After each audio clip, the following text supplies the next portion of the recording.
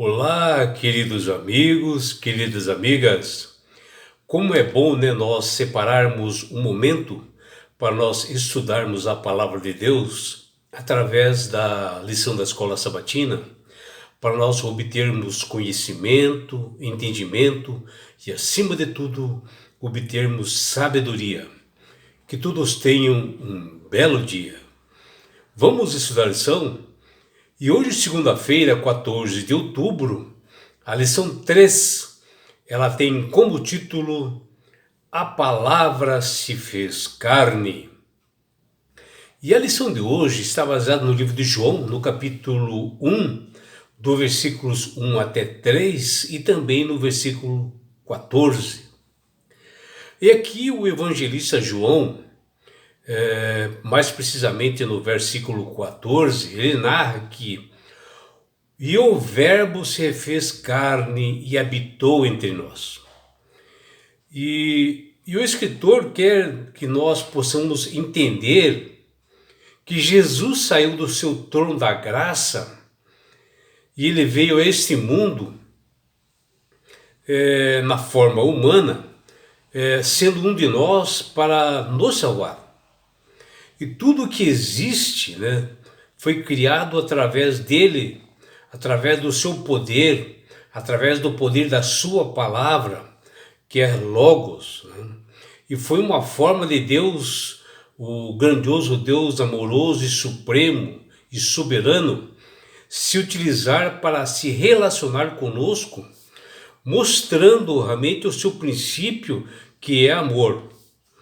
E o apóstolo João, ele indica que Logos se fez carne e habitou entre nós, que está em João 1,14. E a palavra grega traduzida como habitou significa armou uma tenda. E João está se referindo aqui ao livro de Êxodo, no capítulo 25, versículo 8, quando Deus disse aos israelitas que eles construíssem um santuário para que ele pudesse habitar no meio, em formato assim de uma tenda, para que ele pudesse ter um relacionamento íntimo com o povo. E da mesma forma, na encarnação, Jesus, o Filho de Deus, assumiu a carne humana, ocultando sua glória, para que as pessoas pudessem entrar em contato com ele, tivessem uma intimidade com ele, Jesus. E o evangelista João, no seu livro, no capítulo 1, ele apresenta Jesus como o Messias, com o termo da língua grega chamado Logos, que traduzido devidamente como palavra ou verbo. E na época os gregos tinham um significado assim amplo dentro da filosofia para decifrar o termo logos, como ocorreu com o filósofo chamado de Heráclito, e também Aristóteles e tantos outros, para se referir à estrutura racional do universo, ou própria ideia da lógica e razão. Heráclito, o primeiro a usar o termo logos, no contexto filosófico, ele sugeria a existência do logos como uma entidade universal independente. Já Platão, outro filósofo grego, ele dividia a realidade em dois domínios, o domínio celestial e o domínio imutável, onde a perfeição e o domínio são visível, transparente, perecível, mutável, como uma representação imperfeita do domínio perfeito, onde quer que existisse. Porém, Platão jamais deu uma resposta em que ponto ele, Platão, estaria. E o evangelista João, no meio de tantas filosofias na época, dentre esses famosos filósofos que eu mencionei, com filosofias assim, estranhas por parte assim, deles, gregos, João fala de um modo totalmente diferente. Ele defende que a verdade, o Logos, não é um conceito abstrato que flutua entre o céu e a terra, como os grandes filósofos da época achavam. O Logos é a palavra, uma pessoa, e essa pessoa é Jesus Cristo, é o Filho de Deus, ele é o Verbo que se fez carne e habitou entre nós, que diz lá em João 1,14. João mostra que Jesus, antes de nascer nesse mundo, cheio de pecados, cheio de pessoas defeituosas, ele nasceu na forma humana. E ele já existia como Deus antes da fundação do mundo.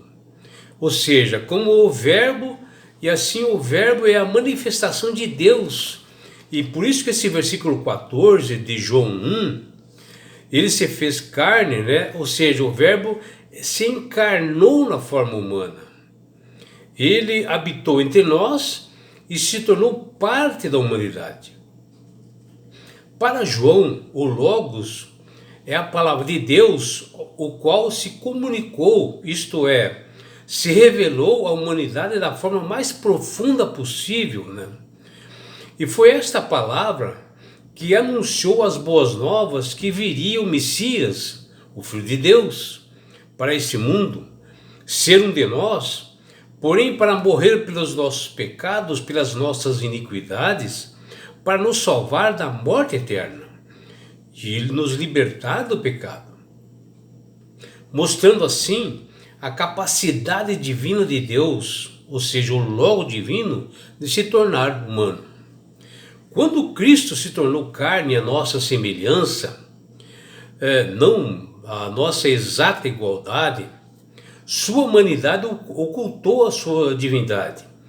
Ainda assim, ele permaneceu totalmente Deus. Na verdade, Jesus se tornou semelhante a nós com a finalidade de manifestar compaixão, misericórdia, amor a nós, por nós sermos humanos caídos, né?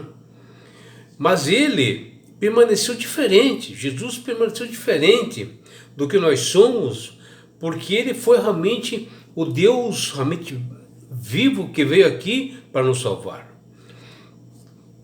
Que ato incrível, né, meus amigos, de Jesus, por esse amor, pela sua condescendência divina por parte de Deus, ao se humilhar e se tornar humano num mundo realmente cheio de indiferenças e pecado.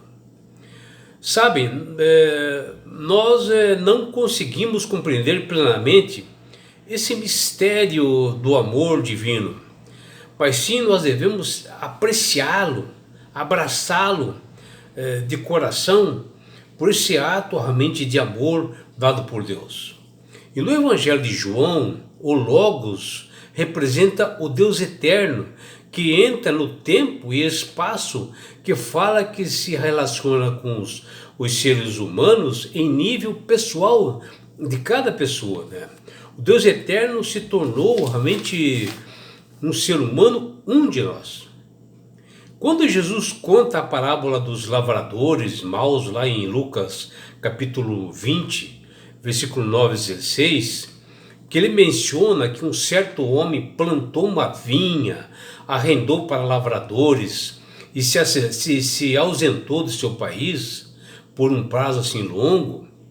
E quando na época da colheita da vinha, ele enviava um servo seu até os lavradores para que entregasse o fruto da vinha, e os lavradores espancaram esse servo, e ele acabou mandando outros três, né, e acabaram realmente sendo maltratados. E assim o dono da vinha enviou um segundo, terceiro servo, que também foram feridos, né, por esses lavradores, que foram até expulsos ali naquelas terras. E então o dono da vinha resolveu enviar o seu próprio filho, e os lavradores o reconheceram como herdeiro e assim eles o mataram e o lançaram o seu corpo para fora da vinha. Isso contado por Jesus. E nessa parábola, Jesus estava lembrando aos judeus que haviam rejeitado os profetas e que agora estavam rejeitando também o Logos, né? A palavra de Deus, rejeitando o Filho de Deus, porque o Verbo ou o Logos se fez carne. Temos assim um sumo sacerdote que era capaz de compreender todas as nossas fraquezas hoje, porque ele está um sacerdote que está no tabernáculo celestial, porque ele passou nesse mundo na forma humana, porém alguém que foi tentado muitas vezes em todos os sentidos, assim como nós somos tentados. Entretanto, ele não pecou. Ele venceu realmente a Satanás na cruz do Calvário pelos nossos pecados, nos dando a chance de nós entrarmos nas mansões celestiais. E isso está lá em Hebreus 4,15. E é por isso, meu amigo, minha amiga, que Deus tem falado com todas as pessoas através do poder do Espírito Santo para aceitarem a Jesus como Salvador e Senhor. Porque a partir do momento que você aceitar Jesus como Salvador e Senhor, você passa a ser uma pessoa com sabedoria, porque o Espírito Santo começa a trabalhar na sua mente. Você começa a manusear melhor as Escrituras, começa a ter entendimento, você começa a entender o porquê que o Verbo, a palavra, se fez carne por amor de pessoas más como somos nós, para nós entrarmos no reino dos céus. E não é só isso, meu amigo, minha amiga. Quando você aceita Jesus como Salvador e Senhor, você ganha de Deus esse presente que chama-se salvação.